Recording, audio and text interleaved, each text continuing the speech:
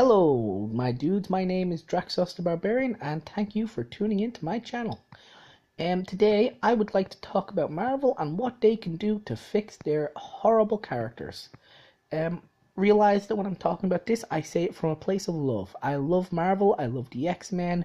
I'm kind of not sold on the Avengers, but I love the X-Men. I love Fantastic Four.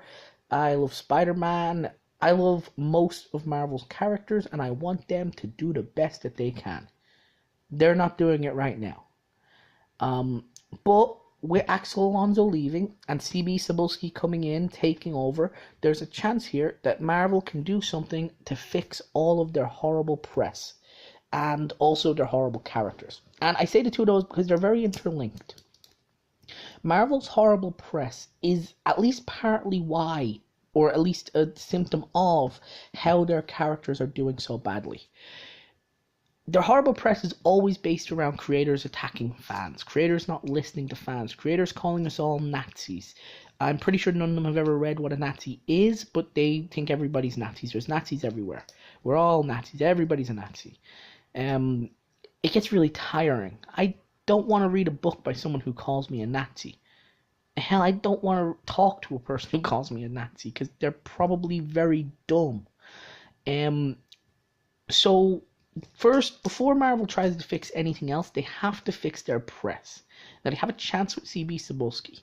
I would fire some of the harder lined, and I don't want to go too much into individual people, but I would fire some of the harder lined left-wing ideologues who are in Marvel at the moment. Now, I'm not going to name any names, but I'm sure if you follow comics in any way, you probably have an idea of one or two Marvel employees you yourself would like to be fired.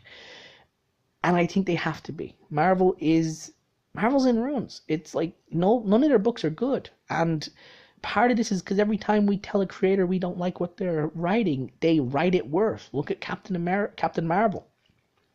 She went from being a pretty awesome character to being in the middle of transitioning. I don't think anybody reads that book. I don't think anybody reads most of Marvel's books. So they have to fix their press, and that's like don't just coddle to the Bleeding Cool crowd.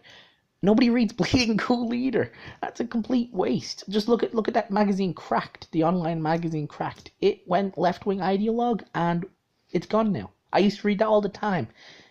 They're firing everybody. This week the news came out that they're firing everybody. So you don't want to be like Cracked. Be like DC. DC is what a comic company should want to be. At the moment, DC Rebirth is the best thing that happened to comics in the last 20 years. I know now they're moving to the DC universe, and I couldn't be more excited. This is the new normal for DC. Good comics about heroes, villains, and love. And that's what comics are about. Not heroes fighting heroes, not sociopathic left-wing ideologues like Riri Williams or America Chavez, who is a sick character. These are not good comics. So this whole series I'm going to write is how to fix each individual comic. Now, in general, it'll be how to fix their current crop of characters, which books to keep, which books to just cancel. I'm looking at you, America Chavez. And which creative teams to change. Again, I don't want to go too much into the creative teams. A lot of other channels go over the creative teams and the writers at Marvel a lot.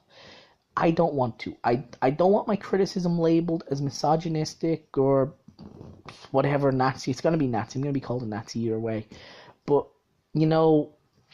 I want them to see that this is legitimate criticism about legitimate books and what they can change so that more people will buy the books. And one of the first things I think when CB Cebulski takes over, I think he needs to sit all of his creators down, all his assistant editors, all his writers and artists, and explain to them the difference with a target market and the people who will buy your books. Now, I'm not a business, I don't have a business degree, but I understand this quite well. If you make books, let's say I sell guns. I will not open a gun shop in New York. Let's say Albany, outside of New York City. I wouldn't open a gun shop in Albany because New York is a very blue state, and blue states tend not to buy as many guns. I would open my gun shop in Texas, where everybody wants to buy a gun, and I would sell more guns because in Texas guns are more part of the culture. So if I was selling comics, I would not try and sell to um let's say inner city children who don't buy as many comics. I would try to sell to the 20 to 49-year-old male, almost entirely male demographic. I know they're making a push to try and sell to more women, and that's great. I love women characters. I think like Phoenix, Jean Grey, Kitty Pryde, Batgirl, Supergirl, they're all some of my favorite characters. But as they're written now, they're not good. My sister reads comics, and she laughed at me when I picked up the new Phoenix Grey, or Phoenix Grey, Jean Grey comic in trade form. She said, "That's terrible, I would never read it. The art is atrocious." And I was like, yeah, it is atrocious, but the story's good-ish. But that's the thing. Women like women who look good. Men like women who look good. Men buy more comics. So even if women did like women that looked frumpy and unattractive, you should still make your characters look attractive, because men buy more comics. Your target market should be the market that you actually have, males. And that's sexist. That is sexist to this degree, and I don't think like there's small steps you can take to change that. Like, I have a comic somewhere around here that I'm going to do a review on. It's Winona Earp, the original Winona Earp series by Beau Smith. I opened it up and I could not read it because the woman in it is about as over-sexualized as possible, and it turned me off. But turned me off the comic, that is. But there is, like, you can under-sexualize your characters too much in the same way. You look at Jean Grey with this weird, short, red, chopped bowl cut. I don't see guys with bowl cuts anymore. I've never seen a girl with bowl cuts. Most girls have long hair. Most girls prefer having long hair. And if they don't have long hair, they tend to have very sort of short hair that still looks better than men with short hair, because, you know, girls are much more attractive in general. I don't see the people in Marvel Comics in real life. I've never met an America Chavez type, a really strong, you know, muscular Latina person.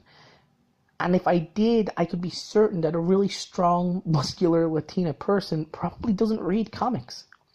And that's of either gender, because muscular people tend to work out, and people who work out tend not to read comics.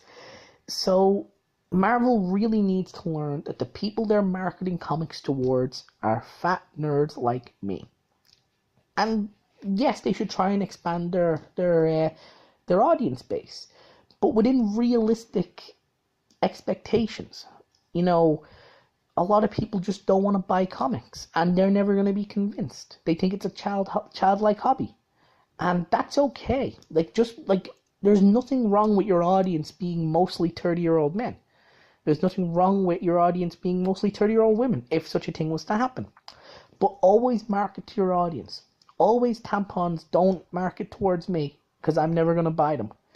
Comics shouldn't market towards people who are never going to buy them. That's pretty much most of what I want to say in this video. Like, I think one of the biggest problems at Marvel at the moment is the fact that they're marketing towards an audience that doesn't exist. They're following a trend that is kind of dying, thank God. But I don't want them to die. I don't want them to go the way of Gawker or Cracked again. They're not shutting down, but they're getting very close. So I like Marvel. I love the X-Men. I saw the news of Phoenix coming back, Phoenix Resurrection, and I was like, yes, I love that.